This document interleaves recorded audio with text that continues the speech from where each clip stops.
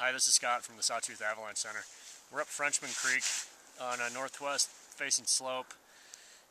We're at middle elevation. We're at the scene of an avalanche that unfortunately ended up in a fatality.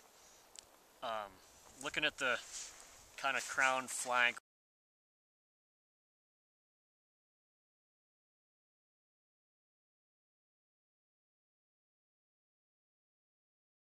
we're in a protected area. There's still a lot of snow hanging above us, so we didn't want to go all the way up high and examine it where it's deeper. So we're in a sheltered area where we're looking at the new snow from our recent storms in February, this part of the snowpack.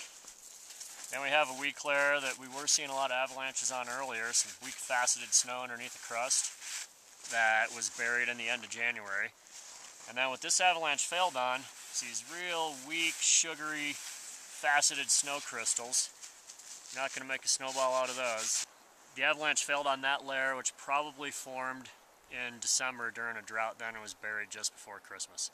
So when the avalanche failed, it's a fairly large slide. It extends over 1,000 feet going up the canyon, and it ran downhill about 1,400 vertical feet. We're about a third of the way up. You can see down there by our snowmobiles, just to the right of that, where the party was who triggered it and eventually ended up burying all four of them.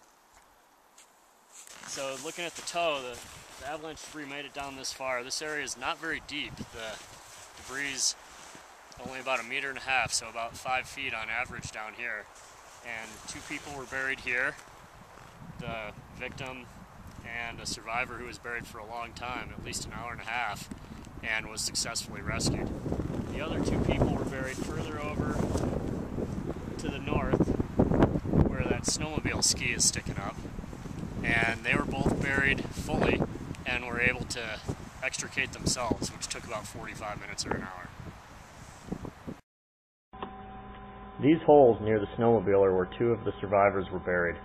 Amazingly, one person was able to dig himself out using his hands. He then saw the top of a person's helmet a few feet away from him. Fortunately, the debris was soft at the very edge of the pile, and he was able to rescue them using only his hands. As you can see, the group was in flat terrain in the creek bottom.